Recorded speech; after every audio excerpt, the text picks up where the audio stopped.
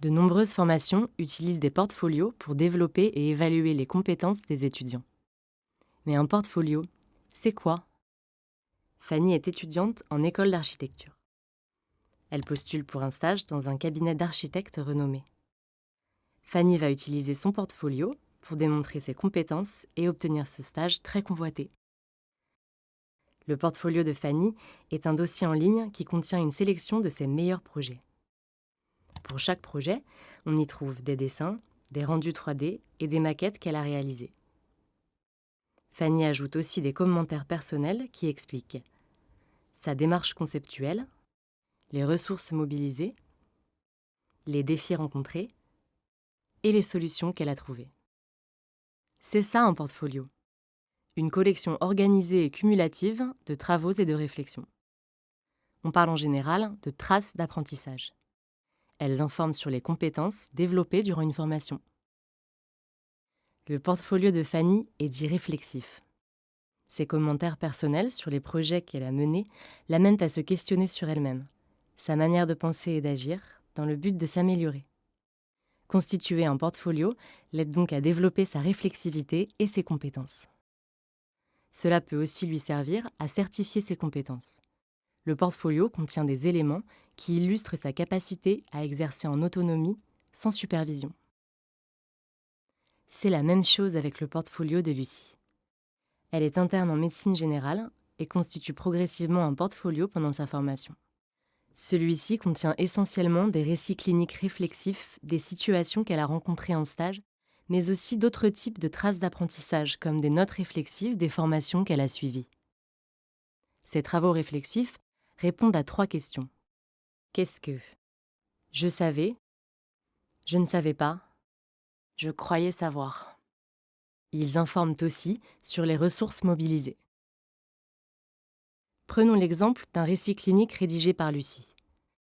Elle raconte le cas d'une patiente de 52 ans très gênée par des bouffées de chaleur. Lucie ne parvenait pas à la conseiller correctement sur les moyens de soulager ses symptômes. Elle pensait lui prescrire un traitement hormonal substitutif, mais c'était très flou pour elle. Dans son récit, Lucie rédige plusieurs éléments. La description de la situation. Quelle était la demande de la patiente? Qu'est-ce que Lucie a vu, fait dans cette consultation, etc. Son questionnement. Que prescrire pour soulager les bouffées de chaleur de cette patiente?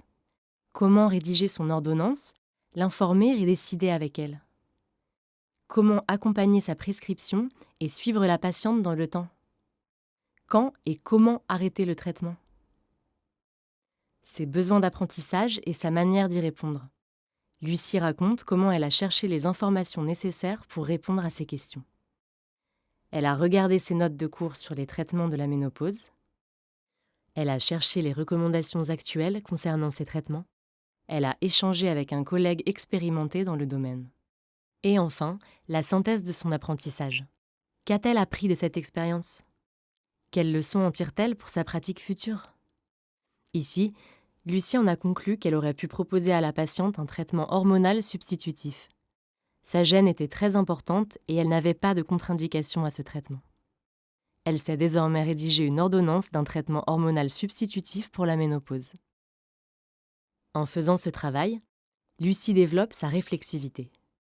Pour valider son année ou obtenir son diplôme, Lucie utilisera son portfolio afin de démontrer qu'elle a atteint un niveau de compétence suffisant pour exercer en autonomie.